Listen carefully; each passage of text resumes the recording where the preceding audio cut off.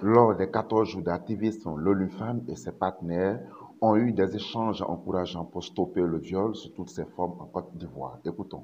Beaucoup de savants musulmans, comme ceux-là même qui déclarent la guerre à Dieu, la religion condamne fermement le viol sous toutes ses formes et plus précisément, viol fait aux enfants. Ce qu'on appelle du terrorisme, du djihadisme, etc. Il y a beaucoup de viols qui se font au nom de Dieu. Que la religion condamne fermement, n'est-ce pas, le viol.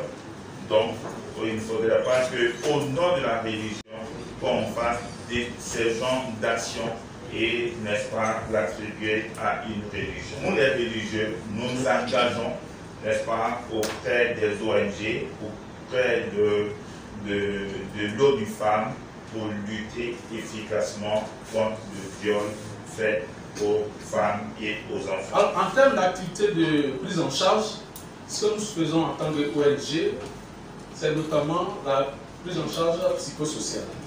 Mais le premier réflexe, c'est de demander à la victime est-ce qu'elle a été à l'hôpital. Parce que quand on a été victime de viol, il est recommandé que la victime se rende vers un centre de santé dans les 72 heures qui suivent l'incident. Il y a la prise en charge psychosociale que nous faisons, qui est un accompagnement qu'on apporte à la victime.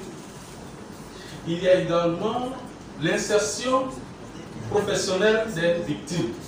La prise en charge doit être holistique. Elle doit être multisectorielle. Et donc, il y a l'insertion socio-professionnelle qui est proposée aux victimes. Une fille dans le quartier qui a porté plainte, qui allait à la police avec 16 ans. Ils sont allés à l'hôpital et à l'hôpital, on a fait le certificat, elle n'était plus vierge, mais c'est elle qui était maintenant, n'est-ce pas, l'accusée. Ah bon, donc toi tu n'es plus vierge, etc. On a oublié même qu'elle était une victime. Donc, le viol s'adresse à toutes les femmes. On peut même violer sa femme. Elle se dit non, c'est ma femme, donc j'ai le droit. Non, on peut violer sa femme. Après un viol, on survit parce qu'on n'est plus jamais la même. Chez l'enfant, c'est encore pire. Parce que les conséquences psychologiques vont être encore plus graves. Ces conséquences vont déterminer l'adulte que cet enfant sera. Mais en plus, les dégâts au niveau de l'appareil génital et urogénital. Il faut prendre en charge aussi l'entourage. Parce que quand on est violé, tout le monde est touché. Violence sexuelle avec l'UNICEF, c'était un violeur avéré. Et parce qu'il était violeur récidiviste. Et on l'a pris en charge psychologiquement. Il a dit que bon, pour lui, le viol c'est normal parce qu'il a été élevé par sa grande sœur qui a subi un mariage forcé. Donc, le mari était toujours obligé de la violer pour avoir des rapports. Donc, lui, il a toujours vu son beau-frère violer sa sœur.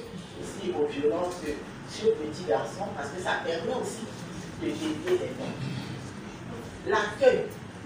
L'accueil, comme à l'hôpital, comme à la police, c'est le premier traitement. Quand vous arrivez, que vous vous sentez maîtrisé, que c'est que tu allé faire là-bas, mais tu dis que tu... Même une prostituée, on peut la violer, si elle ne veut pas. De façon générale, la maltraitance, les pratiques éducatives physiques très violentes parfois vis-à-vis des enfants, qui sont acceptées, qui sont tolérées, jusqu'à ce qu'on veuille même, entre guillemets, accepter ce qui est considéré comme un crime, à savoir le viol. Quoi? Aux antipodes de ce qu'on attend, on a vu des témoignages de viol, chaque heure compte. Et ce qu'il y a à faire et à renforcer, c'est non seulement la sensibilisation, mais c'est aussi et surtout les mécanismes de prise en charge. La prise en charge holistique, donc médicale, psychosociale, psychologique, réhabilitation, réinsertion et tout le reste. On ne le dira pas assez, une personne qui a été victime de violence sexuelle, de viol, n'est plus la même.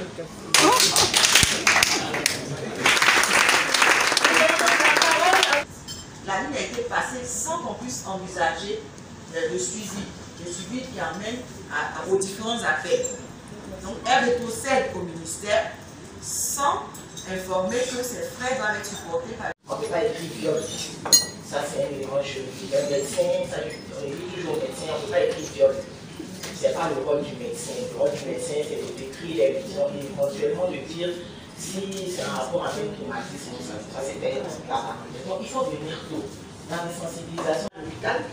Et puis nous, bon, en posant des questions pour examiner, on s'est rendu compte dans le flèche du gynéco, et souvent quand il y a quelque chose qui est un peu... Je demande de façon pratique comment ça fait vraiment le flèche de la police aussi, comment vous arrivez à faire la différence. Maintenant, comme nos chefs coutumiers sont là, c'était un peu un clin d'œil à ces chefs coutumiers. Souvent les coutumes et puis la loi ne vont pas ensemble. Parce que quand il y a un viol, on s'arrête, c'est la coutume, nous on est obligé de déclarer parce que maintenant on est engagé. Et cette sensibilisation sera retransmise. Et pour l'ONU Femmes, j'aimerais, je sais qu'il y a des centres qui s'occupent. Pour dire, je ne laisse pas quelqu'un violer, laissez. Si vous venez nous dire que ton fils a violé, on va te montrer la police, ou nous-mêmes on appelle la police pour qu'on puisse nous arrêter. Pourquoi? Puisqu'il y a aujourd'hui nous refusons d'accepter ceux qui violent. Dès que vous arrivez, c'est la police directement. Dès que vous arrivez, c'est la police. Donc la chefferie est organisée, nous faisons la part des choses. Je vous dis merci de notre affaire des viols. Même nous, les chefs, si on a un enfant, un frère qui a violé, et que le problème est sorti au dehors de tout le monde, si on est informé, nous chefs même on signale notre frère ou notre fils pour ne pas être impliqué dans ces histoires. Parce que le chef est là pour régler les affaires sans discrimination. Donc nous travaillons aujourd'hui avec la police.